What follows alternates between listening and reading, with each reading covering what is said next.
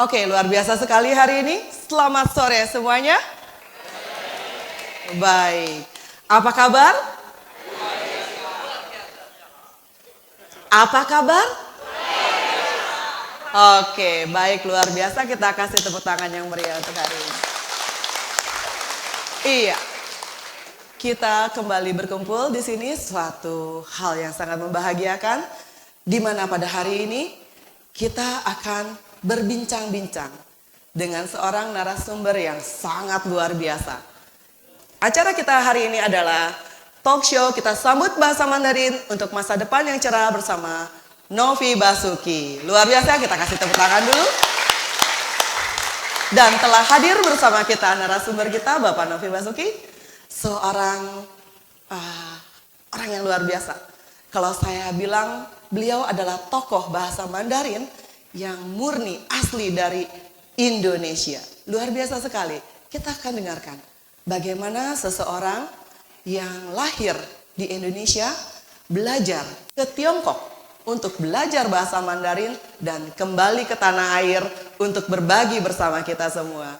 Luar biasa. Kita berikan tepuk tangan. Dan mari kita sambut kehadiran pada pembicara kita yang sangat luar biasa ini, Bapak Novi Basuki.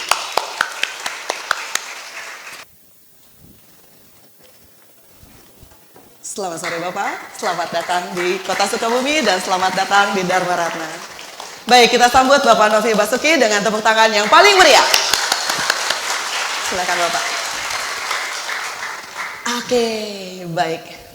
Apa kabar Bapak? Luar biasa. Wah, luar biasa ya. Saya sangat senang sekali ya. Suatu kebanggaan bagi kita semua. Bapak Novi bisa hadir di Kota Sukabumi untuk seluruh lapisan masyarakat Kota Sukabumi. Audiens kita hari ini tuh luar biasa Bapak. Dari berbagai kalangan. Dari akademisi, dari dinas pendidikan, dari Kota Sukabumi, dari perwakilan PJ, wali kota. Lalu dari ketua-ketua yayasan organisasi di Kota Sukabumi. Bahkan dari kalangan sekolah-sekolah, baik sekolah swasta maupun sekolah negeri. Dan saya dengar juga dari pesantren pun turut hadir di bersama kami. Jadi luar biasa sekali ya. Untuk itu kami mengucapkan terima kasih banyak kepada panitia penyelenggara, baik dari Yayasan Dharma Ratna dan dari Perkumpulan Margatan Kota Sukabumi, atas kebaikannya mengundang Bapak dan menyelenggarakan acara talk show ini. Semoga acara ini dapat membawa manfaat bagi kita semua. Oke, baiklah. Sebelum kita mulai, izinkan saya untuk memperkenalkan narasumber kita pada sore hari ini. Oke, saya kutip dari Wikipedia Bapak. Itu nggak penting. Sudah terkenal ya, jadi saya cari langsung ketemu nih Bapak Novi. Jadi Bapak Novi Basuki adalah seorang penulis, peneliti, dan pakar Islam di Tiongkok. Juga dikenal dengan nama Wang Xiaoming, maaf kalau salah nadanya. Dan beliau memfokuskan perhatiannya pada politik, agama, sejarah, dan hubungan luar negeri Republik Rakyat Tiongkok dengan Indonesia. Luar biasa sekali ya. Dan Bapak Novi ini kelahiran dari Desa Taman Sari, Kecamatan Sumber Malang, Kabupaten Situbondo. Desa tersebut berada di kurang lebih 1.200 di atas permukaan laut, tepatnya di lereng Gunung Argopuro. Luar biasa ya. Jadi pendidikannya adalah,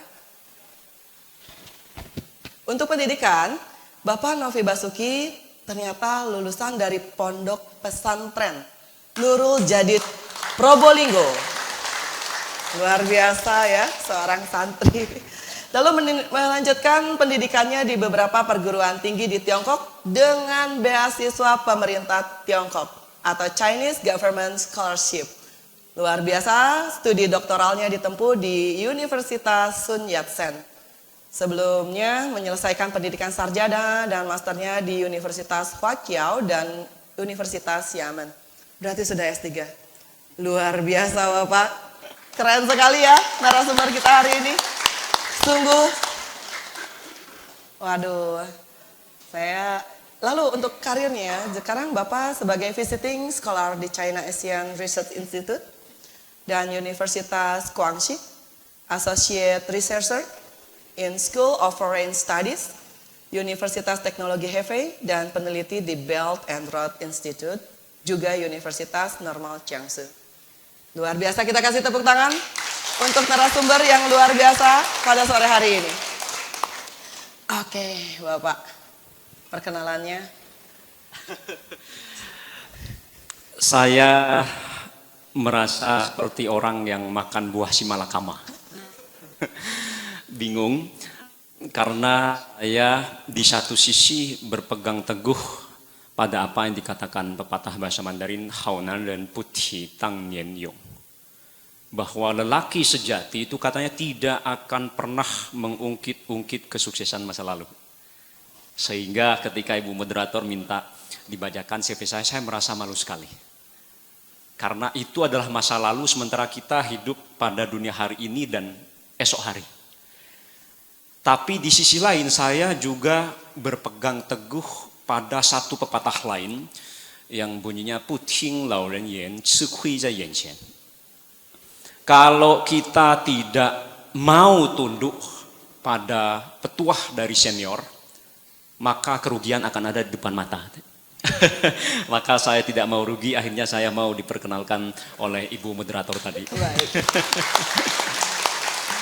Bapak Ibu, saya selalu mengatakan saya berasal dari lantai 8. Bukan karena saya punya apartemen di lantai 8, Pak Luis. Tapi seperti tadi diterangkan oleh ibu moderator, saya berasal dari kampung namanya Desa Taman Sari, Kecamatan Sumber Malang, Kabupaten Situbondo. Saya yakin Bapak Ibu sekalian kalau tidak cek map mungkin tidak akan tahu tempat ini ada di mana. Desa saya ini berada di sekitar ketinggian 1.200 meter di atas permukaan laut. Saya orang kampung, sehingga kalau saya pergi ke kota seperti Sukabumi itu bilangnya turun.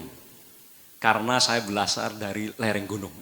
Sehingga sekarang saya turun ke Sukabumi bukan untuk mengajari atau apa, tapi lebih tepatnya sharing dan lebih tepatnya lagi belajar kepada Bapak Ibu sekalian mengenai bagaimana masa depan bangsa kita dengan kita menguasai bahasa Mandarin nantinya.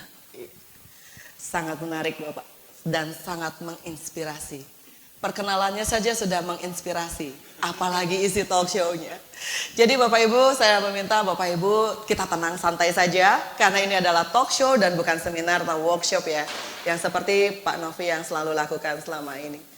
Sudah pulang dari Tiongkok saya dengar kemarin, lalu mengisi di Bandung, lalu datang ke Sukabumi, nanti ke Jakarta, luar biasa padat sekali ya kegiatannya. Oke, baiklah. Saya juga informasikan bahwa nanti kita akan mengadakan tanya jawab antara para audiens dengan Bapak Novi. Jadi bagi yang ingin bertanya mohon disiapkan pertanyaannya, lalu menghubungi panitia yang ada di sekitar Anda untuk mengajukan diri sebagai penanya. Demikian. Baik Bapak, sebelumnya saya penasaran Pak. Dari begitu banyak bahasa asing, kenapa Bapak memilih bahasa Mandarin untuk dipelajari? Lagi-lagi saya mau jawab dengan pepatah Mandarin Bapak Ibu sekalian. Ada pepatah Mandarin yang mengatakan you yuan qian li lai xiang hui wu yuan dui mian bu xiang shi.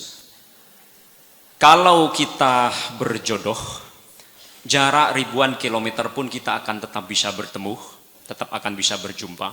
Kalau tidak berjodoh, berjumpa pun kita tidak akan pernah saling sapa. Nah, saya merasa berjodoh dengan bahasa Mandarin Bapak Ibu sekalian. Saya berjodoh dengan bahasa Mandarin karena ketika pada tahun 2007 saya mau daftar ke pesantren. Saya seorang santri Pak PJ yang nyantri di suatu pondok pesantren namanya Pondok Pesantren Nurul Jadid yang ada di Kecamatan Paiton, Kabupaten Probolinggo. Kalau Bapak Ibu sekalian mau ke Bali lewat darat, lewat Surabaya ke timur, Pasuruan ke timur lagi namanya Probolinggo, ke timur lagi Situbondo, kota saya baru Banyuwangi, baru nyebrang ke Bali. Saya nyantri di pesantren namanya Pondok Pesantren Nurul Jadid yang ada di Kabupaten Probolinggo ini, yang Bapak Ibu sekalian saya yakin tahu namanya Gunung Bromo yang ada di Kabupaten Probolinggo. Awalnya saya mau belajar bahasa Inggris. Awalnya saya mau belajar bahasa Inggris karena di pesantren ini saya mendengar ada guru bahasa Inggris yang didatangkan langsung dari Australia, Bapak Ibu sekalian. Dulu ada program namanya program Kang Guru, yaitu pengiriman guru bantu bahasa Inggris oleh pemerintah Australia ke sekolah-sekolah yang ada di Indonesia, di mana pesantren saya juga menerima manfaat mendapatkan guru bantu dari Australia untuk mengajar bahasa Inggris. Tapi ketika saya pada tahun 2007 mendaftar di pesantren ini, guru yang dari Australia sudah pulang, Bu. Diganti dengan guru bahasa Mandarin yang didatangkan langsung dari Tiongkok, dari Tianjin. Kebetulan guru saya ini suku Hui. Suku Hui itu kalau di Tiongkok adalah suku yang mayoritas orangnya itu menganut Islam. Guru saya berasal dari Tianjin, suku Hui, sehingga ketika di pesantren sering kami kerjain, Bu. Sering kami suruh pakai sarung, sering kami suruh masuk masjid, dan dia mau karena beliau sendiri juga menganut Islam. Dari yang mau belajar bahasa Inggris, karena kemudian guru dari Australia sudah pulang, saya berganti haluan, kemudian belajar bahasa Mandarin dan terjebur sampai sekarang. Dan saya karena itu mengatakan saya berjodoh dengan bahasa Mandarin karena tidak hanya belajar bahasa Mandarinnya, tapi setelah lulus dari pesantren ini tahun 2010, saya mendapatkan rezeki, sekalipun saya tidak pinter-pinter amat, Bu, saya mengatakan saya hoki. Saya hoki dapat beasiswa ke Tiongkok dari 2010 sampai 2020, total saya 10 tahun di Tiongkok sana. Sehingga saya mengatakan saya nyantri di pesantren hanya 3 tahun, tapi saya nyantri di Tiongkok selama 10 tahun. Luar biasa. Lebih lama saya nyantri di Tiongkok dari S1, S2 sampai S-teler, baru kemudian saya pulang ke Indonesia. Seperti Ibu ceritanya. Luar biasa sekali perjalanan. Ternyata memang dari jodoh ya. Jodoh. Dan hoki. Iya, luar biasa ya. Bagi Bapak Ibu pasti sudah tidak asing dengan kata jodoh dan hoki ya. Semoga kita juga ketularan hoki dari Pak Novi Basuki ya. Tepuk tangan dulu dong. Oke, lalu setelah selesai sekolah di sana sampai S-teler tadi ya Pak ya. Lalu memutuskan untuk kembali ke tanah air. Itu ada cerita di baliknya, tidak Bapak? Saya sudah berkarir di Tiongkok di beberapa universitas. Tadi disebutkan oleh Ibu, saya sempat menjadi dosen di Guangxi University, sempat menjadi peneliti juga di sana. Istilah kerennya researcher. Iya. Jadi periset, tukang teliti hubungan Indonesia dan Tiongkok. Kemudian saya sempat menjadi periset dan juga dosen lagi di Hefei University of Technology yang ada di Anhui. Kebetulan Pak Lois di Anhui itu saat itu di Hefei Gongye Daxue itu mau buka jurusan bahasa Indonesia, dan saya dihubungi oleh kampus ini untuk menuliskan proposalnya kepada Kementerian Pendidikan di Tiongkok, dan 2019 itu jurusan bahasa Indonesia ini benar-benar berdiri, dan angkatan pertama ada sekitar 30 orang. 2020 saya dapat rezeki lagi. Saya dapat tawaran untuk jadi researcher di Jiangsu Normal University, Jiangsu Sifan Daxue di Xuzhou. Kalau saya menghitung secara hitungan matematis, saya tidak akan pernah pulang ke Indonesia. Karena dari segi gaji, dari segi kemungkinan naiknya karir, saya merasa akan lebih enak di Tiongkok. Luar biasa. Ketimbang pulang ke Indonesia. Cuma saya anak tunggal, Bapak Ibu sekalian. Saya anak tunggal, dan di pesantren saya diajari untuk birrul walidain, untuk hormat kepada kedua orang tua. Dan di Tiongkok saya juga diajarkan dengan ajaran yang sama, yang bunyinya xiao. Xiao itu artinya juga hormat kepada kedua orang tua. Tadi teman-teman siswa-siswi yang masih belia tadi membacakan Tizukui, satu kitab yang mengajarkan bagaimana seorang anak mesti berbakti kepada kedua orang tua, seorang guru mesti hormat kepada murid mesti hormat kepada gurunya, seorang pemimpin mesti mengayomi rakyatnya, kurang lebih seperti itu. Saya di pesantren diajarkan untuk birrul walidain, untuk hormat kepada kedua orang tua. Di Tiongkok saya juga diajarkan untuk syau, untuk hormat kepada kedua orang tua, sekalipun kedua orang tua saya tidak minta saya untuk pulang ke Indonesia. Tidak pernah. Orang tua saya selalu bilang, terserah Anda mau berkarir di mana. Toh sekarang teknologi sudah begitu canggih. Dari Tiongkok ke Indonesia cuma 5 jam penerbangan. Bagi orang tua saya tidak masalah untuk saya mau berkarir ke Tiongkok sampai kapanpun.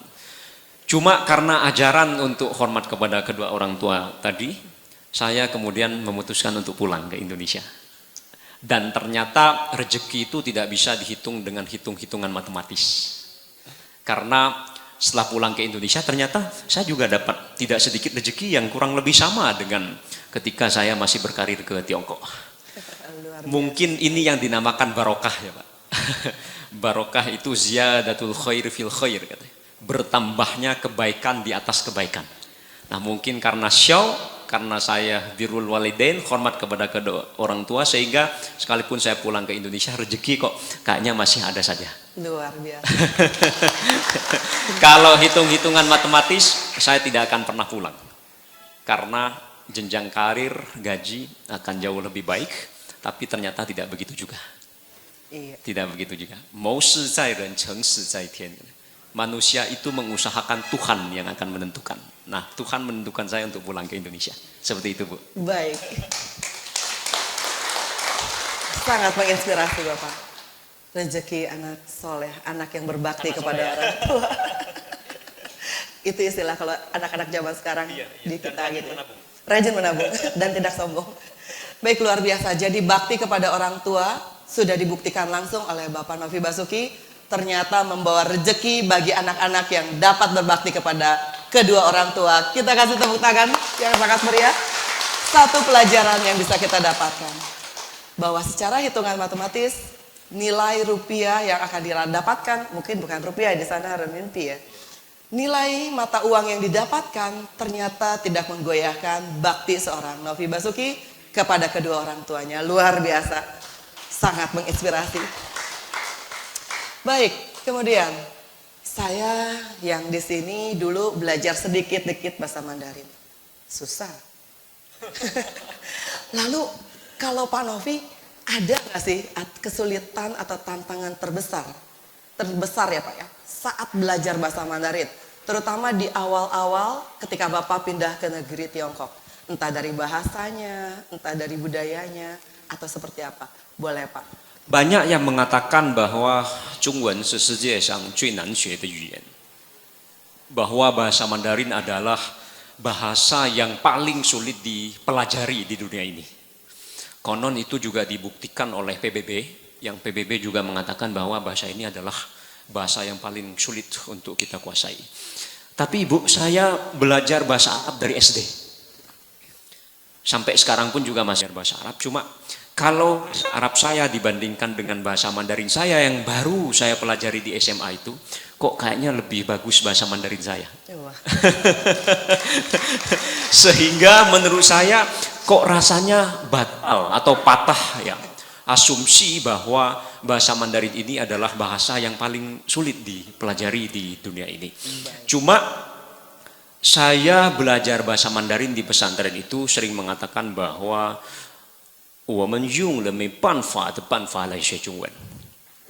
kami menggunakan metode paksaan yang karena sudah tidak ada cara lain selain cara itu.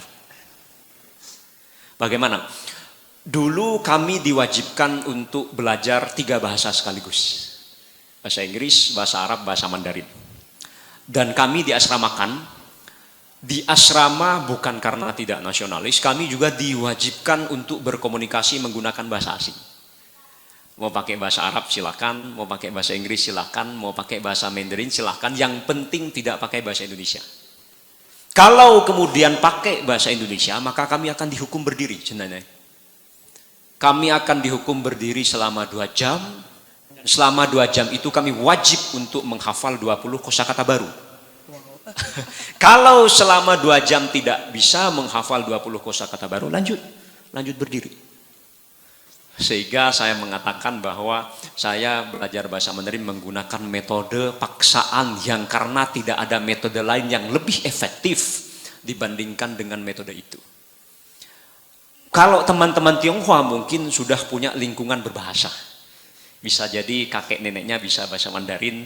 Kalau kami di pesantren sama sekali tidak ada lingkungan berbahasa di mana kami wajib untuk menciptakan lingkungan berbahasa dengan diwajibkan berbicara menggunakan bahasa Mandarin tadi. Sehingga karena itu menurut saya dan di samping karena saya merasa saya cinta sekali akan bahasa ini, Ibu. Saya cinta bahasanya, saya juga cinta akan kebudayaannya. Sehingga pepatah Konoha mengatakan, mohon maaf Pak PJ, kalau sudah cinta itu katanya, mohon maaf tai kucing rasa coklat katanya. Sehingga karena saya cinta akan bahasa dan budaya Tionghoa, bahasa Mandarin ini, sehingga saya sama sekali tidak merasakan ada kesulitan ketika belajar bahasa ini. Dan di samping saya dipaksa di pondok dengan harus berbicara bahasa asing, saya masih ingat dulu Ibu, saya ketika bahkan tidak ada pelajaran bahasa Mandarin di SMA, saya selalu bawa kamus, jenai. Kamus saya sampai lecet karena saya buka terus setiap hari dan saya biasa mencatat di notes kecil untuk kemudian mohon maaf bahkan ketika saya ke toilet saya baca notes itu. Saya catat kosakata itu sehingga kemudian mungkin karena nyaman di toilet sehingga secara tidak langsung memudahkan saya untuk lebih mencerna bahasa ini. Jadi kalau saya ditanya ada tidak kesulitan bahasa Mandarin ketika saya belajar, saya merasa tidak punya kesulitan karena tadi saya cinta akan bahasa dan budaya ini dan saya dipaksa juga untuk bisa bahasa ini dengan menciptakan lingkungan berbahasa tadi. Sehingga tidak boleh tidak saya harus bisa bahasa ini, kalau tidak saya dihukum berdiri tiap hari selama 2 jam. Seperti itu, Ibu. Baik. Iya, jadi lebih sulit menerima hukuman daripada belajarnya ya. Tapi kalau saya boleh rangkumkan Pak Novi, jadi ternyata belajar Mandarin itu tidak sesulit yang disampaikan seperti yang di awal. Yang penting kita punya disiplin. Kalau Pak Novi disiplinnya dengan hukuman-hukuman ya Pak ya. Kita harus berdisiplin, kita juga harus menyukai, mencintai apa yang kita pelajari, apa yang kita lakukan. Dan sehingga komitmen itu tumbuh dengan sendirinya. Demikian, oke luar biasa sekali. Ini tips ya bagi Bapak Ibu, saudara-saudari, teman-teman semua yang ingin belajar apapun juga. Dan terutama belajar bahasa Mandarin. Disiplin, kecintaan, sehingga komitmen itu bisa muncul dengan sendirinya. Bahkan ke toilet pun belajar bahasa Mandarin, luar biasa. Itulah kenapa saya pernah ketemu dengan salah satu anak pengusaha di Jakarta yang mungkin tahun ini baru mau lulus SMA, Bapak Ibu sekalian. Kami makan malam, kemudian ditanyakan kepada anak ini, Anda kalau sudah lulus SMA nanti kalau saya kasih 2 pilihan antara kuliah ke Tiongkok atau kuliah ke Jepang, Anda mau kuliah di mana? Dan si anak muda ini menjawab, saya mau kuliah di Jepang. Si bapak tidak puas, tanya, ngapain kuliah di Jepang? Karena Mandarin itu sulit sekali, kata saya. Saya berpikir Bapak Ibu, bahasa Jepang bukannya juga tidak kalah sulit dibandingkan dengan bahasa Mandarin. Betul. Nah, cuma kemudian saya jatuh pada suatu kesimpulan bahwa tidak sedikit orang Indonesia ini yang sekalipun Jepang pernah menjajah kita selama 3,5 tahun, tapi karena info-info soal Jepang, termasuk animenya, termasuk juga komik-komiknya dan budaya-budaya mereka itu lebih menjadikan tidak sedikit pemuda Indonesia mencintai Jepang ketimbang mencintai Tiongkok, maka mereka akan jatuh pada kesimpulan bahasa Mandarin jauh lebih sulit dibandingkan dengan bahasa Jepang. Maka menurut saya kalau kemudian anak-anak ini dibikin lebih cinta lagi terhadap bahasa Mandarin, maka mungkin mereka akan lebih tertarik lagi untuk belajar bahasa ini. Tidak belajar bahasa yang lainnya. Itulah kenapa juga begitu banyak pemuda-pemudi Indonesia yang mau belajar bahasa Korea, dan mungkin emak-emak juga tidak sedikit yang mau belajar bahasa Korea karena terpengaruh K-pop, karena terpengaruh opa-opa. Karena mereka cinta akan budayanya dan kemudian juga turun cinta terhadap bahasanya. Betul. Nah, kalau kemudian ada suatu metode yang menjadikan pemuda-pemudi kita cinta akan budaya dan bahasa Mandarin, maka menurut saya mereka tidak akan mengatakan bahasa ini adalah bahasa paling sulit di dunia ini. Baik, luar biasa. Ya, mungkin ini yang disebut dengan tak kenal maka tak sayang. Tak kenal dengan bahasa Mandarin, dengan kebudayaannya, maka kurang begitu sayang. Betul. Baik, saya izin untuk menginformasikan kepada Bapak, Ibu, dan saudara-saudari semua bahwa di Dharma Ratna, di gedung ini, Yayasan Dharma Ratna begitu konsen, begitu peduli dengan perkembangan bahasa Mandarin, terutama untuk masyarakat Kota Sukabumi. Untuk itu di bawah Yayasan Dharma Ratna kita ada Sekolah Budi Luhur, di mana sekolah tersebut juga menggunakan bahasa Mandarin sebagai program unggulan mereka. Jadi untuk Sekolah Budi Luhur, TK dan SD tidak diragukan lagi, mereka juga memperkenalkan selain bahasa juga kebudayaan yang ada di Tiongkok. Seperti kemarin kita mengadakan Festival Kue Bulan dengan drama Putri Chang'e Terbang ke Bulan dengan bahasa Mandarin. Dan lalu kita juga ada kebudayaan yang diadopsi dari sana seperti Wushu, di mana Sekolah Budi Luhur, Pak, kemarin kita menjadi juara umum kejuaraan Wushu Junior tingkat SD sekota Sukabumi. Lalu baru-baru saja Pak, untuk kebudayaan, itu kita dipanggil oleh Kota Sukabumi sebagai satu-satunya pengisi acara di Hari Olahraga Nasional. Di Kota Sukabumi, kita menampilkan pertunjukan Liong atau naga di sana.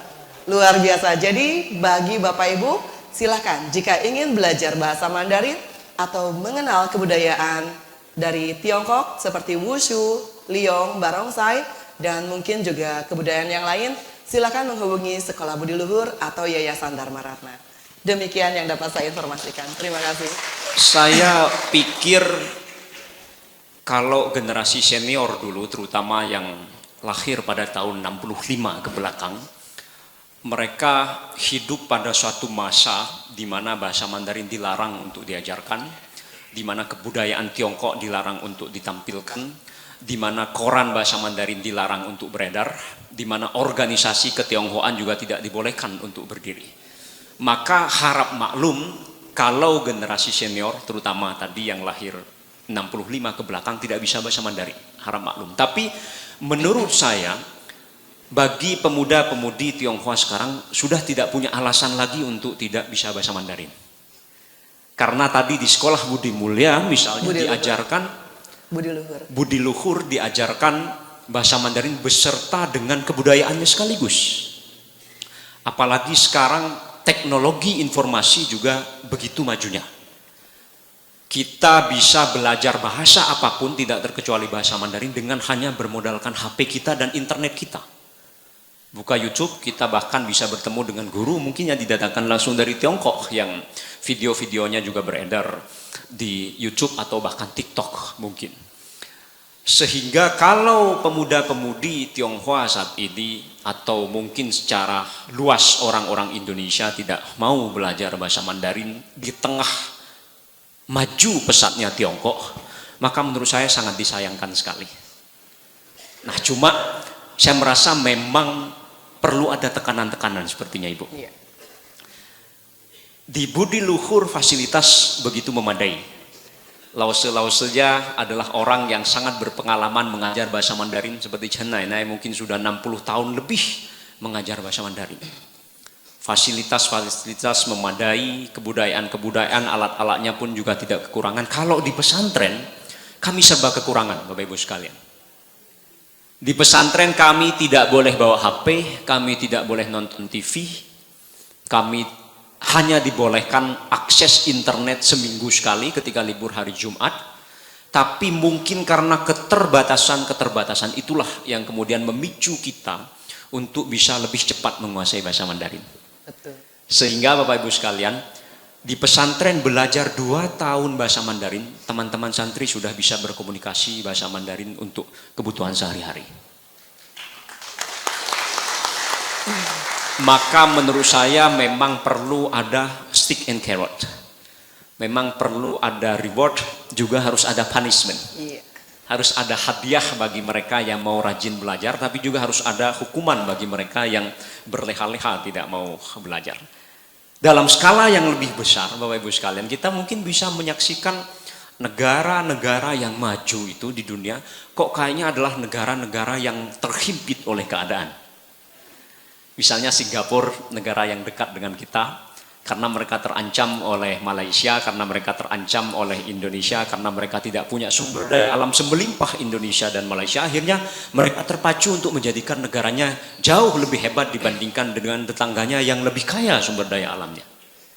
Maka menurut saya, belajar bahasa Mandarin memang mesti perlu ada tekanan-tekanan. Mungkin perlu dikasih PR yang banyak untuk menulis, mungkin 100 kali untuk satu huruf bahasa Mandarin. Mungkin juga dulu pada waktu saya masih kuliah di Tiongkok, saya diwajibkan oleh guru bahasa Mandarin saya untuk menghafal artikel-artikel. Dan kemudian ketika masuk kelas kami dites satu persatu apakah hafal atau tidak. Sehingga dengan metode paksaan itu orang-orang, teman-teman jadi lebih cepat penguasaan bahasa Mandarinnya dibandingkan dengan tidak ada paksaan sama sekali. Iya, betul. Seperti itu, Ibu. Iya, betul. Iya. Jadi lingkungan juga sangat berpengaruh terhadap perkembangan bahasa Mandarin, terutama bagi generasi muda ya Pak. Nah Pak, kita mungkin sering mendengar orang berkomentar atau memiliki pandangan seperti ini Pak. Saya ini tinggal di Indonesia, saya pakai bahasa Indonesia, ngapain saya harus belajar bahasa asing atau bahasa Mandarin? Sehari-hari kan saya bertemu dengan orang Indonesia. Atau saya kan tinggalnya di Indonesia, saya nggak punya cita-cita pindah ke luar negeri. Saya nggak berbisnis ke luar negeri, saya nggak ke Tiongkok, saya nggak ada kepentingan apapun. Kenapa saya harus belajar bahasa Mandarin? Nah, mungkin dari pertanyaan-pertanyaan seperti itu sangat menggelitik ya. Ini bukan pertanyaan benar atau salah. Tapi mungkin Pak Novi bisa menanggapi dari versi Bapak Novi Basuki. Silakan Pak. Saya jadi teringat dengan Bung Karno, Iya. founding fathers negara kita, yang mengatakan bahwa nasionalisme Indonesia itu mesti tumbuh dalam taman sarinya internasionalisme. Dalam artian kita memang wajib untuk cinta akan tanah air, untuk punya jiwa nasionalisme yang besar, karena kalau dalam ajaran Islam kami diajarkan hubbul watwan minal iman, mencintai negara itu adalah sebagian dari iman. Kita memang wajib untuk nasionalis, tapi di waktu yang sama nasionalisme kita juga harus hidup dalam taman sarinya internasionalisme. Dalam artian kita harus melek, kita harus tahu, kita harus mau mendengar perubahan-perubahan yang ada di luar sana. Sehingga nasionalisme kita bukan nasionalisme yang membabi buta tanpa kita tahu bagaimana bahwa dunia ini ternyata sudah berkembang, atau terkhusus dengan Tiongkok misalnya, bahwa Tiongkok ternyata sudah jauh lebih melampaui Indonesia kemajuannya, sekalipun Indonesia jauh lebih dulu merdeka dibandingkan dengan Tiongkok yang baru berdiri tahun 1949. Sehingga menurut saya kita boleh punya jiwa nasionalisme, bahkan wajib punya nasionalisme yang luar biasa, besar, tapi di waktu yang sama kita harus melek terhadap bagaimana kondisi sebenarnya akan dunia lain yang ada di luar sana. Itu satu sisi. Di sisi lain Bapak Ibu sekalian, kita memang tidak bisa, bahasa asing tidak akan mati. Enggak, kita tidak akan mati sekalipun tidak bisa bahasa asing, tidak bisa bahasa Mandarin, tidak bisa bahasa Arab, tidak bisa bahasa Inggris. Enggak, kita tidak akan mati. Tapi kalau kita bisa bahasa asing, memungkinkan kita untuk jauh lebih pesat perkembangannya dibandingkan dengan yang tidak bisa bahasa asing. Misalnya, sejak 10 tahun terakhir Bapak Ibu sekalian, investasi Tiongkok ke Indonesia itu luar biasa besar. Menempati paling tidak 3 besar investor asing yang menanamkan modalnya di Indonesia. Itu belum termasuk investasi dari Hong Kong, belum termasuk investasi sebagian dari Singapura, karena tidak sedikit dana dari Tiongkok yang masuk ke Hong Kong dulu atau masuk ke Singapura dulu baru kemudian masuk ke Indonesia. Maka kalau investasi dari Hong Kong atau sebagian dari Singapura ini digabungkan menjadi satu, investasi dari Tiongkok menurut saya sudah menjadi investasi terbesar di Indonesia. Bagi yang tidak bisa bahasa Mandarin tetap akan bisa bekerja di bidang lain, tidak akan mati.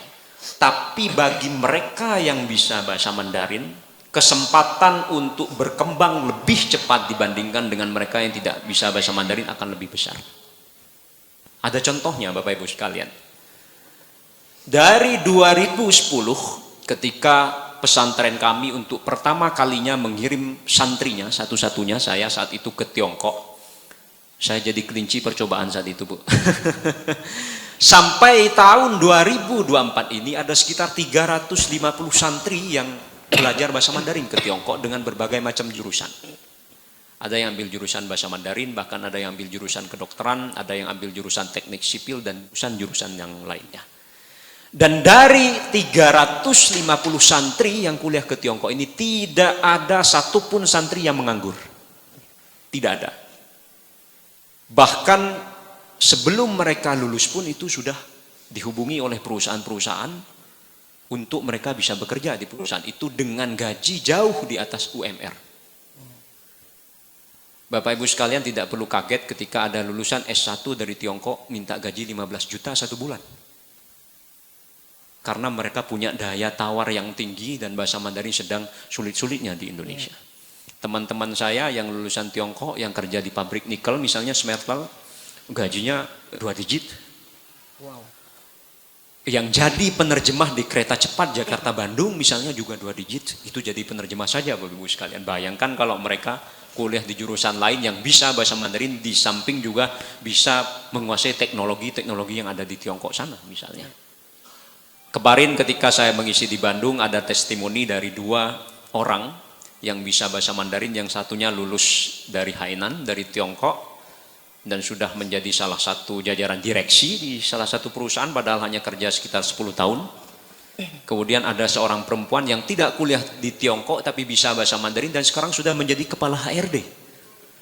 Hanya kerja sekitar 3-4 tahun Bapak Ibu sekalian. Berarti memang kita tidak akan mati kalau tidak bisa bahasa asing atau tidak bisa bahasa Mandarin. Tapi mereka yang bisa bahasa Mandarin akan jauh lebih besar kesempatannya untuk lebih berkembang dibandingkan dengan mereka yang tidak bisa bahasa Mandarin. Itu menurut saya, Bu. Baik. Luar biasa sekali. Jadi ternyata bahasa asing yang dalam hal ini kita bahas bahasa Mandarin, kita nggak perlu ke luar negeri dulu untuk menggunakannya. Bahkan di negara kita pun, di dunia kerja, dunia pendidikan, di era global seperti ini, ternyata bahasa Mandarin, salah satu dari bahasa asing lainnya, juga sangat penting. Nah, kalau begitu Bapak, mungkin Bapak bisa melihat bagaimana sih tren perkembangan bahasa Mandarin di Indonesia. Saya melihat bahwa justru yang lebih tertarik untuk belajar bahasa Mandarin itu, mohon maaf, itu kok kayaknya yang dalam tanda kutip disebut pribumi dibandingkan dengan mereka yang Tionghoa.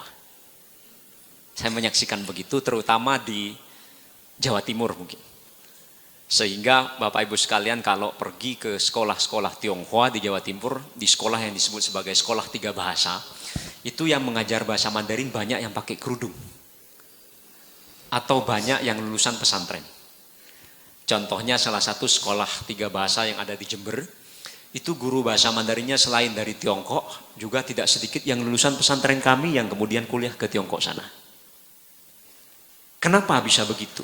Kenapa ada tren yang sepertinya menunjukkan bahwa justru yang non-Tionghoa, kok saya tidak suka disebut pribumi ya, karena sepertinya tidak ada orang Indonesia asli.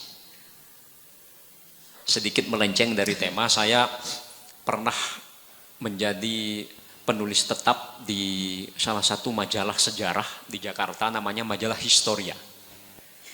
Majalah Historia ini meneliti DNA beberapa tokoh terkenal Indonesia, di mana 2 diantaranya adalah Najwa Shihab dan juga Grace Natali.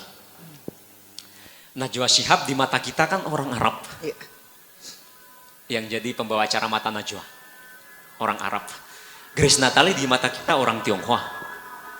Tapi ternyata setelah dites DNA-nya, Najwa Shihab ternyata lebih banyak mempunyai DNA bukan dari Timur Tengah, tapi justru dari Asia Selatan. Dan Grace Natali ternyata di DNA-nya juga mengandung DNA dari Afghanistan. Untungnya bukan dari Taliban. Berarti menurut saya tidak ada orang yang bisa mengatakan diri sebagai orang Indonesia asli. Karena bisa jadi kita semua blasteran. Bahkan kalau dikatakan nenek moyang kita berasal dari Yunan, jangan-jangan kita semua Tionghoa loh. Nah, ada tren begini Bapak Ibu sekalian. Di Jawa Timur khususnya, mereka yang tertarik belajar bahasa Mandarin justru adalah yang non-Chinese dibandingkan dengan yang Chinese. Saya selalu bertanya-tanya, apa yang menjadi penyebab yang non-Chinese ini lebih tertarik belajar bahasa Mandarin dibandingkan dengan yang Chinese? Saya jatuh pada kesimpulan sementara saya, dan bisa jadi kesimpulan ini berubah, tapi sampai saat ini saya tidak akan mengubah kesimpulan ini. Kesimpulan saya begini, yang non-Chinese itu menganggap bahwa bahasa Mandarin adalah 他们改变命运很重要的一个工具, adalah alat penting bagi mereka untuk mengubah nasib. Seperti contoh yang saya sampaikan tadi, tidak ada satupun dari sekitar 350 santri dari Pondok Pesantren Nurul Jadid yang setelah pulang dari Tiongkok yang nganggur. Tidak ada. Dan dari 350 santri ini kalau saya lihat mungkin berasal dari keluarga menengah ke bawah. Berasal dari desa. Tapi dengan modal kemampuan bahasa Mandarin mereka kemudian bisa mengubah nasibnya, bisa mengangkat perekonomian keluarganya. Sehingga dari adik-adik kelas mereka ketika melihat bahwa oh kakak kelas saya ternyata berhasil loh dengan bahasa Mandarin, kuliah ke Tiongkok, pulang ke Indonesia tidak nganggur, bahkan gajinya jauh di atas UMR. Mereka akhirnya tertarik berbondong-bondong untuk belajar bahasa Mandarin. Sementara yang Chinese menurut saya mungkin tidak menganggap bahasa Mandarin ini adalah alat penting untuk mengubah nasib. Nasib apa yang perlu diubah? Toh papa saya punya perusahaan. Toh mama saya punya toko besar. Sehingga bisa atau tidak bahasa Mandarin bagi mereka tidak akan bisa mengubah nasib mereka. Tidak bisa bahasa Mandarin, saya tetap bisa kerja di perusahaan papa saya. Mungkin tidak bisa bahasa Mandarin, saya tetap bisa melanjutkan usaha dari kedua orang tua saya yang sudah besar. Tapi sebaliknya bagi mereka yang non-Chinese menganggap bahwa bahasa ini adalah bahasa alat penting bagi mereka untuk mengubah nasib mereka, untuk meningkatkan taraf perekonomian mereka. Nah kalau kemudian yang Chinese juga berbondong-bondong untuk bisa bahasa Mandarin, maka kesempatan untuk bekerja sama lebih erat lagi dengan negeri leluhurnya menurut saya juga akan makin terbuka lebar. Nah kalau kemudian yang Chinese ini tidak merasa bahwa bahasa Mandarin ini adalah alat yang diperlukan untuk mengubah nasib mereka karena tidak ada nasib apalagi yang perlu diubah, menurut saya mungkin perlu ada satu dorongan bahwa bahasa Mandarin ini adalah penanda penting identitas ketionghoaan mereka. Zhongwen shi Zhonghua Minzu很重要的一个特征. Bahasa Mandarin adalah salah satu penanda penting identitas ketionghoaan. Logikanya begini Bapak Ibu sekalian, saya disebut sebagai bersuku Madura karena saya bisa bahasa Madura. Seseorang disebut bersuku Jawa karena dia bisa bahasa Jawa. Seorang disebut sebagai bersuku Sunda karena dia bisa bahasa Sunda, salah satu penanda pentingnya. Pun demikian logika yang sama, seseorang bisa dikatakan lengkap sebagai orang Tionghoa kalau mereka juga bisa bisa bahasa Mandarin. Nah tentu kita tidak bisa menyalahkan sejarah bagi mereka yang lahir setelah tahun 65 ke belakang sampai 98 karena ada sejarah kelam yang tidak membolehkan mereka untuk belajar bahasa Mandarin. Tapi bagi generasi muda, Tionghoa menurut saya tidak punya alasan bagi mereka untuk rela kehilangan identitas penting ketionghoaan mereka. Saya sendiri tidak rela, Bapak Ibu sekalian. Saya tidak rela, makanya kemudian dengan anak saya yang baru usia 2,5 tahun, saya bisa dengan bangga mengatakan kepada Bapak Ibu sekalian, bahasa ibunya bukan bahasa Indonesia, tapi bahasa Mandarin. Kalau saya yang non-Chinese saja tidak rela untuk kehilangan identitas ketionghoaan, kalau saya lebih tidak rela, saya takut lupa bahasa Mandarin saya, sehingga saya jadikan anak saya ini sebagai kelinci percobaan saya. Nah, bagi yang Chinese menurut saya mestinya jauh tidak rela lagi identitas penting ketionghoaan mereka ini hilang. Begitu. Baik, luar biasa. Saya mendapat, ya, luar biasa sekali ya. Tapi memang kita jadi paham kalau tadi Pak Novi menggunakan istilah Chinese, non-Chinese. Tapi saya melihat Pak Novi, bukannya tanpa ada hambatan bagi kedua belah pihak. Misal saya akan contohkan dari keturunan yang Chinese. Itu mereka mungkin merasa ya tadi ya sebagai identitas, tapi merasa seperti gak usahlah, soalnya kita kan biar sama dengan teman-teman yang non-Chinese, jadi beradaptasi di negara Indonesia.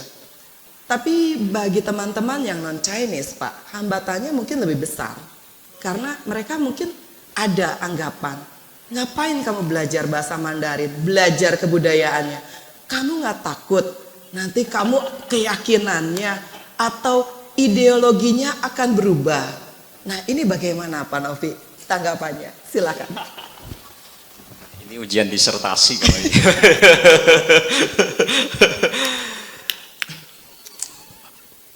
Memang banyak yang khawatir Bapak Ibu sekalian, kalau belajar bahasa Mandarin jangan-jangan nanti jadi seperti itu. Dulu ketika 2010 saya mau berangkat ke Tiongkok, itu juga tidak sedikit dari tetangga-tetangga yang datang kepada kedua orang tua saya menanyakan, nanti anakmu ini yang santri ini, yang muslim ini kalau kuliah ke Cina, mohon maaf orang kampung tidak bisa menggunakan istilah Tionghoa, mungkin sudah terlalu terbiasa atau bagaimana, sulit untuk mengubahnya. Kalau kuliah ke Cina ini gak takut kalian anaknya nanti jadi komunis? Gak takut nanti anakmu ini setelah pulang nanti gak mau sholat lagi? Padahal saya jelas-jelas sekalipun pulang saya tetap pakai kopiah. Dan ternyata Bapak Ibu sekalian, itu pertanyaan sekitar belasan tahun yang lalu diajukan oleh tetangga-tetangga yang berada di kampung saya. Beberapa bulan yang lalu Pak Luis, saya mengisi seminar ya di Bandung, di salah satu kampus ternama, dan ditanyakan dengan pertanyaan yang sama. Berarti pengetahuan kita terhadap Tiongkok itu kayaknya masih stagnan, masih berhenti pada Tiongkok tahun 1965 sampai 1998, karena pada rentang waktu ini Tiongkok selalu dipropagandakan sebagai negara yang komunis. Dan yang namanya komunis itu anti agama. Yang namanya orang tidak beragama pasti tidak berakhlak. Padahal belum tentu seperti itu. Kadang yang terjadi justru sebaliknya, Bapak Ibu sekalian. Di Tiongkok itu punya suatu konstitusi yang mengatakan bahwa pemerintah Tiongkok melindungi kebebasan rakyatnya untuk beragama dan untuk tidak beragama. Maksudnya begini, kalau ada orang yang mau beragama, monggo, gak ada masalah. Kalau kemudian tidak mau beragama, juga tidak masalah. Kalau kemudian mau menyembah pohon, mau menyembah batu, juga tidak masalah. Yang penting tidak melanggar hukum yang berlaku. Nah, itu satu sisi. Bahwa di Tiongkok itu kebebasan beragama masyarakatnya itu dijamin penuh oleh negara, oleh pemerintah. Sehingga saya beberapa hari yang lalu mengisi acara di Universitas Nahdlatul Ulama di Jogja. Kami satu panel dengan salah seorang profesor dari Beijing yang muslim, Bu. Beliau menjelaskan bahwa di Tiongkok itu ada sekitar 40.000 masjid. Dan ada sekitar 50.000 pemuka agama, ulama. Jumlah ini luar biasa besar, 40.000 masjid dan 50.000 pemuka agama, imam atau ulama yang ada di Tiongkok sana. Berarti mestinya kekhawatiran belajar bahasa Mandarin kemudian karena belajar bahasa ini jadi ateis mestinya gugur dengan melihat fakta yang ada di lapangan. Satu. Yang kedua, Bapak Ibu sekalian, apakah memang ada korelasinya antara belajar bahasa asing dengan setuju tidaknya kita pada ideologi dari negara yang bahasanya sedang kita pelajari itu? Kok saya tidak menemukan korelasinya? Saya punya teman baik, orang Beijing, yang pinter sekali bahasa Arab, jauh lebih pinter dibandingkan dengan saya, karena dia ngambil jurusan bahasa Arab, tapi sampai saat ini dia tidak menganut Islam. Berarti dari contoh kecil ini saja, tidak ada korelasi antara belajar bahasa asing, dalam hal ini bahasa Mandarin, dengan setuju tidaknya kita pada ideologi Tiongkok. Yang ketiga, Bapak Ibu sekalian, saya dengan belajar bahasa Mandarin kok sepertinya makin terbuka pikiran saya. Bu. Konfusius, seorang filsuf besar di Tiongkok, itu dalam kitabnya yang bernama Lun Yu, itu mengatakan untuk puzi xiawen, untuk tidak pernah malu berguru kepada mereka yang bahkan derajatnya jauh lebih rendah dibandingkan dengan kita. Apakah itu lebih kekayaannya tidak sama dengan kita, apakah itu pendidikannya jauh lebih rendah dibandingkan dengan kita, apakah jabatannya jauh lebih rendah dibandingkan dengan kita mesti mau berguru kepada mereka. Nah, kalau kemudian di mata tidak sedikit orang Indonesia karena Tiongkok komunis kemudian dianggap tidak ada hal yang layak untuk dipelajari, maka menurut saya justru sebaliknya.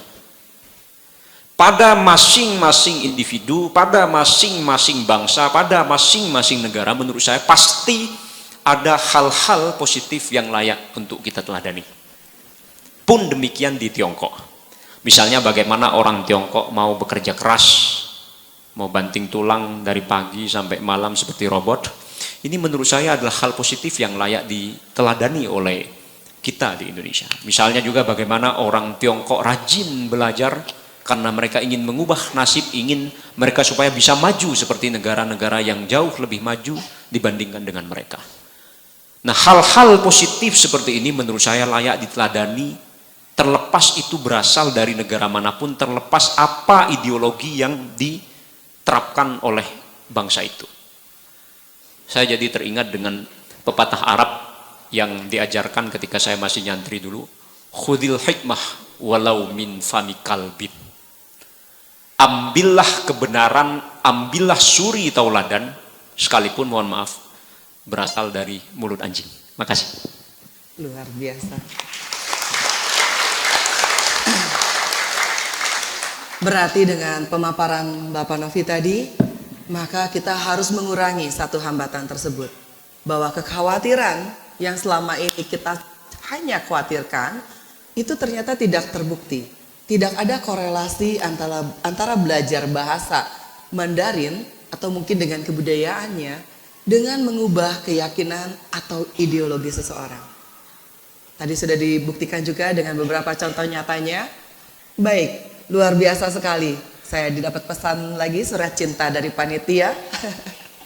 Ya, topiknya sangat menarik. Hanya memang kita sudah seperti disampaikan di awal, kita akan bagi talk show ini menjadi 2 sesi. Tadi di awal kita baru perkenalan, nanti di sesi 2 kita akan lihat sejauh mana bahasa Mandarin bisa membuat masa depan menjadi lebih cerah. Untuk itu kita break sejenak untuk talk show sesi pertama kali ini dan kita akan mengikuti acara ice breaking yang sudah disiapkan oleh panitia. Untuk itu saya Mary Setiawan mohon untuk break sejenak. Kepada panitia dan MC kami kembalikan waktunya. Terima kasih.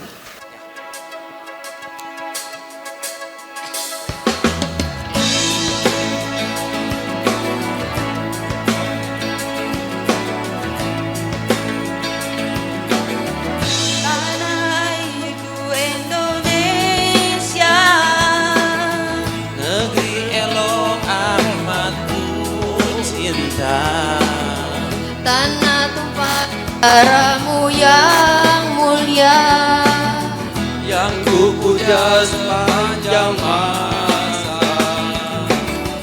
tanah airku aman dan makmur, Pulau kelapa yang amat subur, pulau melati pujaan bangsa. sejak dulu kala. Melambai-lambai tidur di pantai, berbisik-bisik Raja Clara, memuja pulau nan indah permai, tanah airku Indonesia.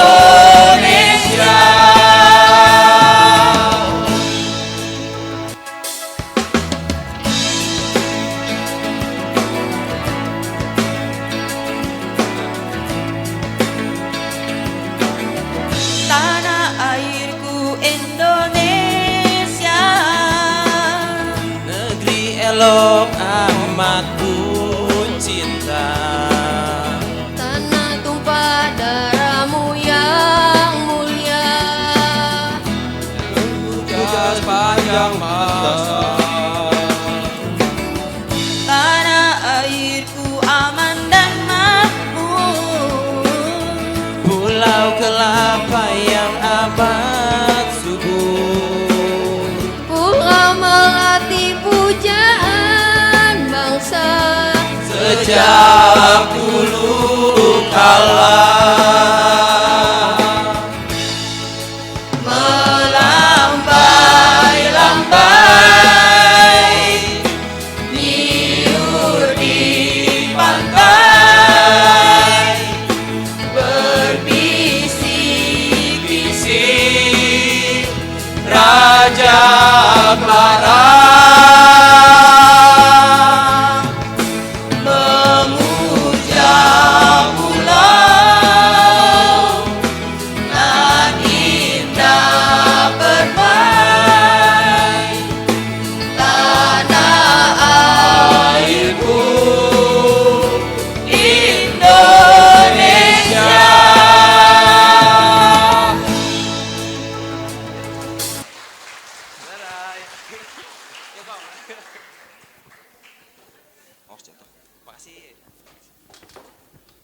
Oke, terima kasih kepada keluarga Tan Sukabumi. Selanjutnya kita ada ice breaking oleh Ibu Yanti. Kepada Ibu Yanti, silakan.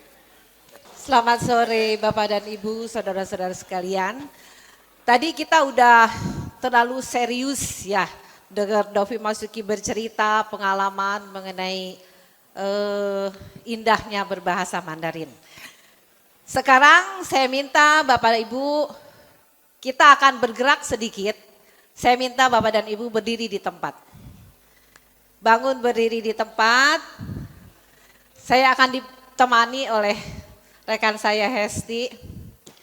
Kita akan sedikit bergerak. Saya akan memberikan contoh pertama. Bapak dan Ibu mengikuti saya. Nanti setelah itu saya akan iringi dengan lagu.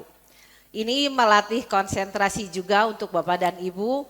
Gerakannya hanya sedikit, hanya 8 hitungan. Saya akan coba. Pertama, tepuk paha, tepuk tangan, tangan dijentik kanan, tangan dijentik kiri, tepuk paha, tepuk tangan, tangan dibuka, prok, prok. Bisa? Iya. Musiknya. Tepuk tangan.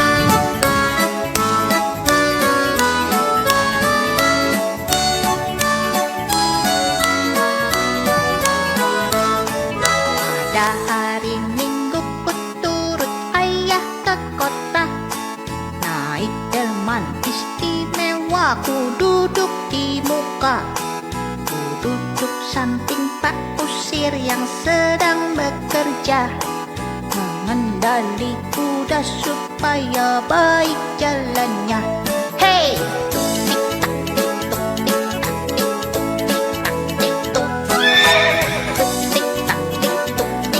Suara sepatu kuda.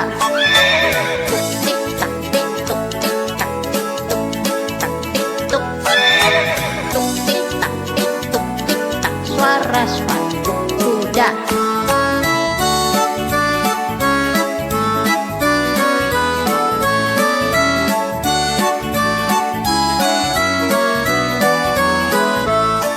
Pada hari Minggu ku turut ayah ke kota.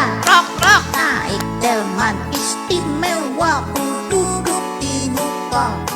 Ku duduk samping Pak Kusir yang sedang bekerja, mengendali kuda supaya baik jalannya.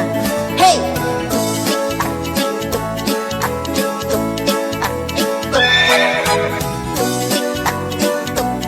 Suara sepatu kuda.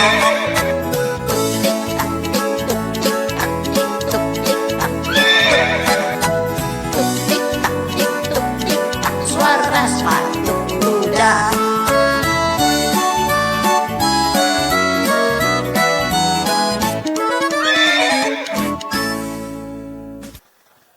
Satu lagi, kita supaya seger aja nggak ngantuk ya. Silakan berdiri lagi. Kita ikuti arahan dari lagunya. Karena lagu ini saya nggak perlu kasih contoh gerakan, tapi kita dengarkan lagunya, dia akan memandu kita untuk bergerak. Ya.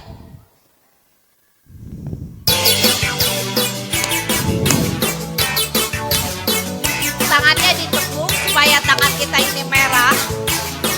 Tepuk tangannya yang keras. Tangan diputar-putar, bertepuk tangan. Tangan diputar-putar, peganglah bahu. Tangan diputar-putar, peganglah lutut. Digoyang-goyang, digoyang-goyang, digoyang-goyang. Tangan diputar-putar, bertepuk tangan. Tangan diputar-putar, peganglah bahu. Tangan diputar-putar, peganglah lutut. Digoyang-goyang, digoyang-goyang, digoyang-goyang. Diputar-putar, diputar ke atas. Diputar-putar, diputar ke bawah. Diputar-putar, diputar ke kanan. Diputar-putar, diputar ke kiri.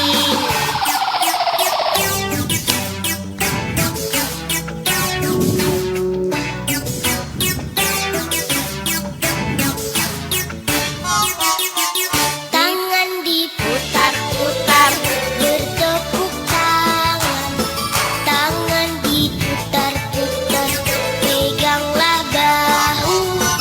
Tangan diputar-putar, peganglah lutut. Digoyang-goyang, digoyang-goyang, digoyang-goyang. Tangan diputar-putar, bertepuk tangan. Tangan diputar-putar, peganglah bahu. Tangan diputar-putar, peganglah lutut. Digoyang-goyang, digoyang-goyang, digoyang-goyang. Diputar-putar, diputar ke atas. Diputar-putar, diputar ke bawah. Diputar-putar, diputar ke kanan. Diputar-putar, diputar ke kiri.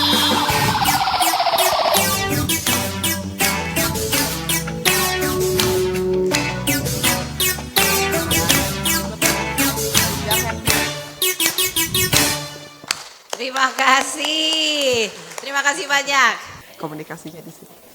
Baik, kita beri tepuk tangan yang meriah kembali untuk menyambut Bapak Novi Basuki. Oke, bagaimana ice breakingnya Bapak? Diputar-putar. Diputar-putar ya. Ibu Yanti memang luar biasa. Kita kasih tepuk tangan untuk panitia. Oke, baik. Tadi kita sudah berbicara banyak, Pak. Kita berbicara tentang apa bahasa Mandarin itu, bagaimana dan mengapa berbahasa Mandarin. Lalu kesulitan apa yang kita temui sampai kita mempunyai suatu banyak hal ya. Kita tahu bahwa belajar bahasa Mandarin butuh disiplin dan butuh kecintaan, juga butuh komitmen. Nah, dari semua yang sudah kita bahas tadi Pak, ada satu tantangan yang sangat menarik menurut saya. Ini juga terkait dengan tema kita pada sore hari ini untuk masa depan yang cerah. Saya akan ambil satu masa yang akan datang, yaitu tahun 2045. Di mana bangsa Indonesia akan genap berusia 1 abad atau 100 tahun. Yang kita kenal sebagai Indonesia Emas. Nah, banyak hal dari sudut segala aspek menyambut Indonesia Emas. Mereka sudah memikirkan bagaimana caranya, bagaimana bisa ikut serta di dalamnya. Bagaimana dengan bahasa Mandarin, Pak? Harusnya bahasa Mandarin bisa ikut serta di sana.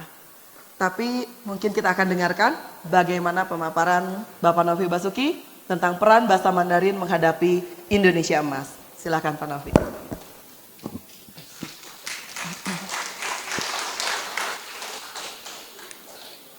Kalau saya sekarang masih berada pada posisi skeptis, Indonesia di tahun 2045 akan benar-benar tercetak generasi Indonesia Emas, Bapak Ibu sekalian. Saya tinggal di kampung, saya melihat bagaimana sistem pendidikan di kampung, kemudian saya sering membaca berita-berita kekerasan, yang bahkan menghilangkan nyawa seseorang yang dilakukan oleh pemuda-pemudi di Indonesia. Sehingga kalau kondisi Indonesia tetap seperti itu, kok saya khawatir bukan Indonesia Emas yang tercetak, tapi justru Indonesia cemas. Karena kita lihat di berita-berita kita, itu banyak sekali berita yang diawali dengan P yang kemudian diakhiri dengan an. Pembunuhan, perampokan, pemerkosaan dan lain sebagainya. Dan kayaknya P dan an ini banyak dilakukan oleh generasi muda. Sehingga saya masih dalam posisi skeptis sekarang, apakah benar 2045 akan tercetak Indonesia Emas atau justru yang tercetak adalah sebaliknya, Indonesia cemas. Tapi apa kemudian peran bahasa Mandarin di sana? Mungkin kita perlu untuk flashback sejarah sebentar. Indonesia 45 merdeka, Tiongkok tahun 49 baru berdiri. Sehingga dari segi usia, saya sering mengatakan bahwa Tiongkok ini sebenarnya adalah adiknya Indonesia. Dan Tiongkok dari 49 sampai 1978 itu masih jauh lebih tertinggal, jauh lebih miskin dibandingkan dengan Indonesia. Coba tahun 1978 ketika naik seorang pemimpin yang bernama Deng Xiaoping. Deng Xiaoping kemudian mengubah haluan Tiongkok dari yang awalnya tertutup, sehingga kita mengenal Tiongkok dengan sebutan negeri tirai bambu, ke negeri yang terbuka dengan kebijakan yang disebut sebagai Kaige Kaifang. Reformasi dan keterbukaan. Singkatnya, Tiongkok berubah dari negeri yang tertutup ke negeri yang terbuka. Ke negeri yang mau belajar apapun dan kepada siapapun. Sehingga itulah yang menurut saya menjadi salah satu kunci sukses kenapa Tiongkok bisa semaju saat ini. Mereka mengubah mindset dari mindset yang tertutup ke mindset yang terbuka. Dan yang kedua, kita sedang berada pada fase di mana Tiongkok sedang maju-majunya. Ini ditandakan dengan begitu banyaknya investasi Tiongkok yang ditanamkan di Indonesia, begitu banyaknya investasi Tiongkok yang ditanamkan di Afrika misalnya, juga begitu banyaknya investasi Tiongkok yang ditanamkan di mana-mana. Kita sedang berada pada mungkin seperti dinasti Tang ya. Dinasti Tang dulu juga luar biasa besar, dan sekarang Tiongkok juga sedang berada pada masa di mana mereka sedang jaya-jayanya. Dan bagi mereka yang paling tidak bisa bahasanya, menurut saya tidak akan ketinggalan oleh laju cepat pertumbuhan Tiongkok ini. Kalau kita masih tetap menggunakan kacamata 65 misalnya, atau sering saya bilang menggunakan kereta api yang tut-tut-tut, yang juki-jaki-juki-jaki-juk untuk mengejar ketertinggalan kita dengan Tiongkok yang sudah pakai kereta cepat, maka kita akan makin jauh ketinggalan. Nah, ketinggalan bagaimana? Bahasa adalah salah satu kunci yang menurut saya mesti dimiliki pertama kali. Dengan bahasa kita akan bisa menjalin hubungan lebih erat dengan Tiongkok karena kita bisa saling berkomunikasi dan memahami satu sama lain. Dan dengan bahasa Mandarin, mereka yang bisa bahasa ini menurut saya paling tidak 15 tahun sampai 20 tahun ke depan, mereka akan berada di atas angin. Wow. Mereka akan berada di atas angin karena diprediksi Tiongkok ini akan menyalip segera Amerika. Luar biasa. Bahkan kalau dari segi ekonominya, kalau diukur dari istilah ekonomi paritas daya beli, itu Tiongkok sebenarnya sudah menyalip Amerika. Nah, sekarang teknologinya pun juga demikian. Nah, kalau kita tidak mau ketinggalan akan laju pertumbuhan ekonomi dan akan laju pertumbuhan teknologi Tiongkok ini, maka menurut saya sekaranglah kesempatan bagi kita untuk mulai belajar bahasa Mandarin. Karena kalau tidak, kita akan makin ketinggalan, dan kalau makin ketinggalan, maka saya skeptis akan benar-benar tercetak generasi Indonesia Emas tahun 2045. Makasih, Bu. Iya, luar biasa. Iya, benar sekali. Dan sebenarnya kita juga akan menghadapi yang namanya bonus demografi, di mana usia produktif akan jauh lebih banyak daripada usia yang tidak produktif. Jadi kita akan sangat sayang sekali jika kita tidak bisa memanfaatkan hari ini untuk belajar sehingga kita bisa mencapai Indonesia Emas tadi.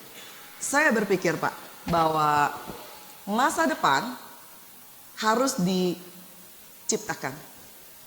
Diciptakan pada masa sekarang ini. Masa depan kita apa yang kita lakukan pada saat ini. Untuk itu, untuk mendapatkan masa depan yang cerah, tentu saja kita harus mulai sejak hari ini. Kita tidak bisa menunda besok, lusa, tahun depan, atau 10 tahun lagi untuk bisa semakin maju. Karena masa depan yang cerah itu harus kita raih. Untuk itulah seperti yang tadi Bapak Novi sampaikan, jika kita sekarang sudah mulai belajar bahasa Mandarin, di mana negeri Tiongkok ini sudah mulai menguasai pasar dan kemudian teknologi, kita akan berada di atas angin. Untuk itu saya mengajak kepada Bapak Ibu dan saudara-saudari, mari kita bulatkan tekad kita. Kita kuatkan lagi tekad dan semangat kita untuk belajar sesuatu yang baru, yaitu bahasa Mandarin. Baik, terima kasih Bapak Novi. Karena saya juga harus memadukan bagaimana efisiensi waktu. Oke, baik, terima kasih Pak Novi. Saya dipinjamkan mic-nya. Ya, jadi untuk hari ini saya rasa sebagai moderator saya cukup untuk menyampaikan pertanyaan-pertanyaan yang mungkin bisa menginspirasi Ibu Bapak dan saudara-saudari semua. Ya, untuk itu kita akan buka sesi tanya jawab dengan para audiens. Bagi Bapak Ibu yang sudah ada pertanyaan, kami mohon untuk menghubungi koordinator lapangan. Ya, sudah ada. Silakan. Silakan Bapak berasal, namanya siapa, berasal dari mana dan mau bertanya apa. Terima kasih. Saya sampaikan salam hormat, assalamualaikum warahmatullahi wabarakatuh untuk Ustadz Novi Basuki. Dan selamat sore buat teman sekalian. Saya dari Forum Pembauran Kebangsaan Kota Sukabumi. Artinya membaur semua suku-suku yang ada di Indonesia, baik juga Tionghoa. Dan alhamdulillah saya menyampaikan apresiasi terhadap warga Tionghoa yang sudah bisa berkumpul. Sudah banyak kontribusi warga Tionghoa terhadap Kota Sukabumi, ya, sehingga Kota Sukabumi dikatakan sebagai kota tertoleran 10 di Indonesia. 10. Ini juga tidak terlepas daripada peran daripada teman-teman dari Tionghoa, baik itu yang beragama dan sebagainya, kita termasuk terang. Yang ingin saya tanyakan, dokter aja ya. Nama saya Amir Mahmud. Saya diwakil Ketua Forum Pengukuhan Kebangsaan. Ada satu hadis itu apa ya, yang disampaikan di hadisnya Malik bin Anas kalau tidak salah, bahwa carilah ilmu walau di negeri Cina. Saya memperhatikan, saya di sini sudah 20 tahun, karena saya di Bandung, memperhatikan teman-teman Tionghoa ini betul-betul luar biasa. Cara bekerja dari pagi sampai sore, tapi dalam keadaan kesederhanaan. Yang ingin saya tanya sama dokter, pengalaman di Tiongkok, apakah ada doktrin di sana terhadap warganya? Jadi harus kerja. Karena ada saya juga ada teman Tionghoa yang mengatakan kalau mau rezeki banyak tuh bangunnya subuh, jam 3 mandi. Nah banyak teman-teman Tionghoa itu jam 3 mandi, ya. Sementara bangsa kita, orang-orang Sunda, jam sholat subuh kesiangan gitu kan. Apakah ada doktrin adat daripada Cina di sana? Terima kasih. Assalamualaikum. Terima kasih banyak Pak Amir atas pertanyaannya yang sangat menggelitik. Saya minggu lalu baru dari Tiongkok, terus dari Tiongkok saya ke Jogja, dari Jogja ke Bandung, dan sekarang ke Sukabumi. Saya ingin mempraktikkan bagaimana pola kerja orang Tiongkok, dan ternyata saya remuk badan Pak. Sakit semua. Padahal yang saya lihat memang dari orang-orang Tiongkok adalah seperti yang dikatakan oleh Pak Amir tadi. Dulu tidak sedikit dari teman-teman saya yang waktu kuliah ke Tiongkok, waktu liburan, baik musim panas atau musim dingin, itu mencoba kerja di perusahaan Tiongkok. Kami sempat kerja di perusahaan perakitan handphone saat itu, coba untuk ngurus murnya saja, sekrupnya saja. Dan mereka benar, kalau mulai kerja jam 8 misalnya, mereka akan terus bekerja tanpa ngobrol, tanpa rokokan, tanpa ngopi, sampai boleh makan siang pada jam 12. Sementara kalau yang kita saksikan mungkin di sekitar kita adalah sebaliknya. Jadi kita selalu punya waktu untuk misalnya ngopi-ngopi, misalnya rokokan dan lain sebagainya, karena mungkin kondisi geografis yang salah satunya mempengaruhi. Kalau kondisi geografis kita, saya tidak akan percaya bahwa di Indonesia akan ada orang mati kelaparan. Saya tidak akan percaya, karena dengan kita sembarang membuang biji-bijian, bahkan tanpa dibuang pun, tanpa kita tanam pun akan tumbuh sendiri. Bahkan kalau kita tidak tahu malu, misalnya minta ke tetangga setiap hari pun, kayaknya tetangga kita tidak akan pernah menolak untuk ngasih kita nasi. Sebaliknya kalau di Tiongkok. Di Tiongkok kan 4 musim, di mana hanya pada satu musim semi saja mereka baru bisa bercocok tanam. Di musim yang lainnya mereka tidak bisa. Dan kalau minta ke tetangga, kayaknya tetangga juga tidak peduli ya karena nasib kita. Nafsi-nafsi, sendiri-sendiri. Nah mungkin itu salah satu penyebab yang membedakan pola kerja kita dibandingkan dengan pola kerja orang Tiongkok. Itu yang pertama. Yang kedua Pak, kalau Pak Amir tanya apakah ada doktrin dari pemerintah atau dari pemikiran Tiongkok yang mengharuskan mereka untuk kerja keras, saya kok jadi teringat dengan salah satu pepatah kuno Pak. Di Tiongkok yang mengatakan si zai ren wei, yang kalau diartikan kurang lebih sukses tidaknya kita, berhasil tidaknya kita itu bergantung kepada seberapa giat kita berusaha. Nah, kalau di kampung saya kayaknya tidak seperti itu. Saya tidak tahu kalau di Sukabumi. Kalau di kampung saya ada satu pemikiran begini. Mau kerja keras pun kalau oleh Yang Maha Kuasa sudah ditakdirkan kita seperti ini, ya tetap seperti ini. Dan kita sering berlindung dengan suatu konsep namanya konsep tawakal. Berpasrah diri kepada Tuhan. Padahal konsep tawakal ini mesti diawali dengan ikhtiar terlebih dahulu. Mesti diawali dengan usaha keras, baru kalau kemudian tidak berhasil, maka kita boleh berpasrah diri kepada Tuhan. Nah kalau di kampung saya kayaknya sebaliknya. Saya percaya, saya beriman bahwa Tuhan sudah menakdirkan saya seperti ini, jadi sekalipun kerja mati-matian tetap akan seperti ini. Jadi itu sering dijadikan alasan untuk kemudian kita tidak mau bekerja keras. Nah kalau di Tiongkok sebaliknya, si zai ren wei. Sukses tidaknya kita bergantung kepada seberapa giat kita berusaha. Bahkan ada yang lebih ekstrim lagi, Bu. Ada yang lebih ekstrim, Pak Amir. Bunyinya ren ting seng tian. Ini kalau diterjemahkan secara harfiah kayaknya akan bikin banyak orang murka kalau di Indonesia. Kurang lebih artinya kalau harfiah begini. Manusia pasti bisa mengalahkan alam atau pasti bisa mengalahkan Tuhan. Ekstrim sekali. Coba saya ingin menerjemahkan yang tidak ekstrim. Manusia pasti bisa mengalahkan nasibnya. Nah orang Tiongkok percaya seperti itu. Bahwa dengan kerja keras, bahwa nasib ini akan bisa diubah. Nah baru kalau kemudian dengan kerja keras tidak berhasil, maka berlaku apa yang dikatakan oleh Zhuge Liang. Zhuge Liang ini adalah seorang ahli strategi di Tiongkok, di Samkok. Saya sering mengatakan bahwa hampir tidak ada strategi Zhuge Liang yang tidak berhasil. Hampir. Cuma satu yang tidak berhasil. Kalau Bapak Ibu sekalian pernah nonton film Samkok atau pernah baca novel Samkok, itu Zhuge Liang punya strategi untuk menggiring musuh negaranya ke hutan. Dan setelah digiring, nanti akan dikepung oleh prajurit dari negaranya Zhuge Liang. Dan setelah dikepung akan dipanah dengan panah berapi sehingga hutan itu kebakaran dan musuhnya mati kebakaran di sana. Zhuge Liang memprediksi bahwa prediksi dia adalah strateginya tidak berhasil, pasti berhasil.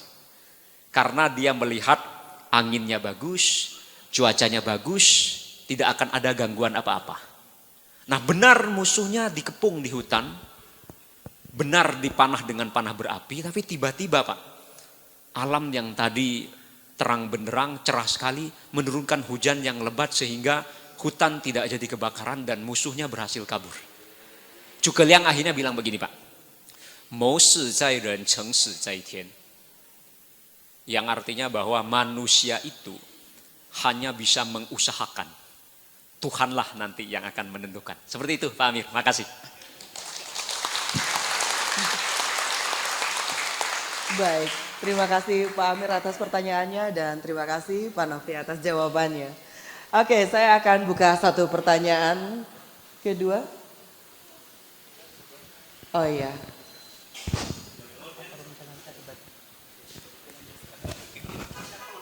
Oke, kita akan buka satu pertanyaan lagi, silakan. Terima kasih, nama saya Stanley Halim. Saya ingin menanyakan mengenai hak asasi manusia. Seperti kita ketahui bahwa menurut media barat itu bahwa di suku Uighur di Xinjiang itu kan tertindas. Jadi menurut Pak Novi itu sebenarnya seperti apa gitu keadaannya. Terima kasih. Makasih banyak Pak pertanyaannya. Saya tahun lalu ke Xinjiang. Ke Xinjiang bagian utara, ke Urumqi, terus ke Turfan juga.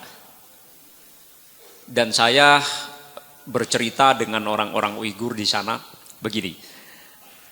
Kalau di mata kita orang Indonesia yang terbiasa hidup di negeri yang bebas, bahkan cenderung tidak terkontrol kebebasannya, bebas sebebas-bebasnya, sehingga bikin hoax pun bebas, bikin fitnah pun bebas, maka kondisi di Xinjiang ini akan dirasa terlalu mengekang. Karena apa? Karena terdapat banyak CCTV di mana-mana. Kita mau masuk mall pun akan diperiksa oleh polisi bersenjata lengkap. Kita mau naik kereta cepat pun juga seperti itu. Nah, saya akhirnya bertanya kepada orang Uighur, kalian merasa tertindas nggak, merasa tertekan nggak, merasa dilanggar hak asasi manusianya nggak dengan kondisi seperti ini, yang dikontrol habis oleh polisi, yang mau masuk mall pun harus diperiksa dulu. Jawaban mereka mengagetkan saya. Mereka jawab begini, justru kami merasa aman kalau seperti itu. Kami merasa tidak ada ancaman keselamatan nyawa dengan seperti itu. Dengan adanya CCTV yang mengontrol setiap saat, dengan adanya polisi yang mengontrol kita, maka kemungkinan besar orang-orang yang punya niat untuk bertindak kejahatan akan tidak jadi untuk berbuat kejahatan itu. Maka menurut saya perspektif kita untuk melihat isu HAM di Uighur, di suku Uighur itu kayaknya mesti diganti. Karena ternyata bagi orang Uighur sendiri tidak sama pandangannya dengan kita. Kalau menurut kita merasa terkekang dengan terus diawasi, menurut orang Uighur tidak. Justru menurut mereka ini justru akan menjadi lebih aman bagi kita. Itu yang pertama, Pak. Yang kedua, Xinjiang ini besar sekali. 1/6 wilayah Tiongkok itu ada di Xinjiang. Dalam artian kalau Xinjiang ini lepas dari Tiongkok, maka 1/6 wilayah Tiongkok akan habis. Besar sekali ini wilayah. Dan tidak hanya besar, tapi juga punya sumber daya alam yang luar biasa banyaknya. Gio, terus sumber daya mineral luar biasa banyak di sana. Ya mirip-mirip dengan kondisi Papua mungkin. Dan terutama di Xinjiang Selatan, Xinjiang itu dibagi menjadi dua, ada Xinjiang Utara, ada Xinjiang Selatan. Nah, Xinjiang Selatan ini berbatasan langsung dengan negara pecahan Uni Soviet yang belakangnya banyak stan-stannya itu. Bahkan berbatasan langsung dengan Afghanistan yang dulu dikuasai oleh Taliban. Sekarang dikuasai Taliban, cuma katanya Taliban 2.0, sudah berbeda katanya begitu. Nah, di Xinjiang Selatan ada satu koridor namanya koridor Wahan. Koridor Wahan ini sambung langsung dengan Afghanistan, di mana banyak sekali dulu orang-orang Uighur yang punya pemikiran radikal dilatih untuk berperang di sana. Lewat koridor Wahan ini. Dan kemudian setelah dilatih, mereka banyak melakukan pengeboman, juga melakukan pembunuhan terhadap ulama-ulama yang dianggap pro terhadap pemerintah Tiongkok. Dan dari situ mereka ingin memerdekakan wilayahnya ini dari pemerintah Tiongkok. Misalnya seperti Papua yang ingin memisahkan diri dari NKRI. Bagi saya, di negara manapun kalau sudah ada separatisme, tidak akan pernah ditinggalkan. Pasti akan digencet oleh pemerintah. Nah, cuma pinternya orang-orang Uighur yang punya pemikiran separatis ini, yang punya pemikiran radikal ini, membungkusnya dengan nama agama. Sehingga ketika digencet, mereka bilang, oh pemerintah komunis menggencet agama Islam. Dan itu kemudian yang diberitakan oleh media barat, kemudian dimamah mentah-mentah oleh media kita, dan kemudian kita ngamuk di media sosial. Nah, padahal yang terjadi di Xinjiang, terjadi terhadap orang Uighur adalah usaha pemerintah China untuk membendung laju separatisme, yang mana separatisme ini banyak dilakukan oleh orang-orang Uighur dengan kekerasan-kekerasan. Dengan laku-laku teror, dengan pembunuhan dan lain sebagainya. Itu Pak yang terjadi di Xinjiang. Makasih. Oke. Baik, terima kasih kepada Bapak Stanley atas pertanyaannya dan Pak Novi. Terima kasih juga. Baik, sepertinya masih banyak yang ingin bertanya Pak Novi. Tapi saya sebagai moderator harus mengikuti aturan yang sudah ditetapkan oleh panitia. Jadi pertanyaan Pak Stanley tadi adalah pertanyaan terakhir. Mohon maaf bagi Bapak Ibu yang masih ingin bertanya, kita nanti mintakan kembali kepada panitia untuk dibukakan kembali acara talk show bersama Bapak Novi Basuki. Mungkin bisa dilakukan ya. Ya, jika ada jodoh seperti yang Pak Novi sampaikan tadi, kita pasti akan bisa bertemu lagi. Entah di Sukabumi atau di kota lain atau mungkin nanti di Tiongkok sana. Oke. Baik, untuk itu saya selaku moderator Mary Setiawan undur diri atas acara ini. Satu hal yang saya bisa sampaikan adalah bahwa tidak ada lagi halangan atau hambatan karena sudah dijawab oleh Bapak Novi Basuki untuk belajar bahasa Mandarin. Karena apa yang kita khawatirkan tadi sudah terjawab, tidak terbukti. Dan kunci dari mempelajari bahasa Mandarin adalah tadi dengan disiplin, dengan kecintaan dan menumbuhkan komitmen yang tinggi. Untuk itu, untuk mendapat masa depan yang cerah bersama dengan bahasa Mandarin, itu ternyata ada di tangan kita semua. Jadi Bapak Novi Basuki sudah memberikan caranya kepada kita, tinggal bagaimana kita melakukannya. Baik, terima kasih banyak. Saya mohon maaf atas kekurangan atau kesalahan selama acara. Terima kasih banyak kembali Bapak Novi Basuki dan terima kasih kepada seluruh panitia dan kepada seluruh peserta. Terima kasih, selamat sore. Salam sejahtera untuk kita semua. Oke, mungkin kita bisa foto dulu. Terima kasih juga Bapak. Iya.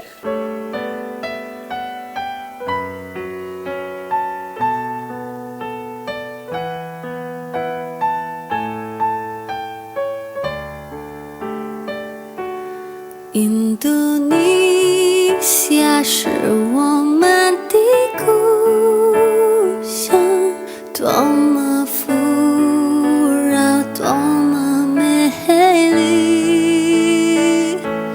印度尼西亚，我们全民族永远热爱，永远尊敬你。我是生在你的土地上，我成长在你的怀抱里。纵然到那年老瞑目的时候，我也永远和你不分离。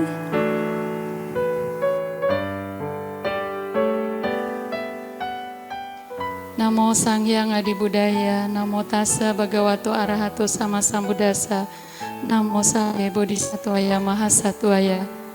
Pujilah Tuhan Yang Maha Esa, terpujilah Sang Bhagawa yang Maha Suci yang telah mencapai penerangan sempurna. Terpujilah semua Bodhisattva Mahasatwa. Terima kasih atas berkah hari ini. Acara ini telah selesai dan dapat berjalan dengan lancar. Semoga acara ini membawa manfaat bagi kami semua, demi kemajuan kami, demi kemajuan bangsa Indonesia. Selalu dipuja-puja bangsa, di sana tempat lahir beta, dibuai, dibesarkan bunda, tempat berlindung di hari tua, sampai akhir menutup mata. 纵然到那年老瞑目的时候，我也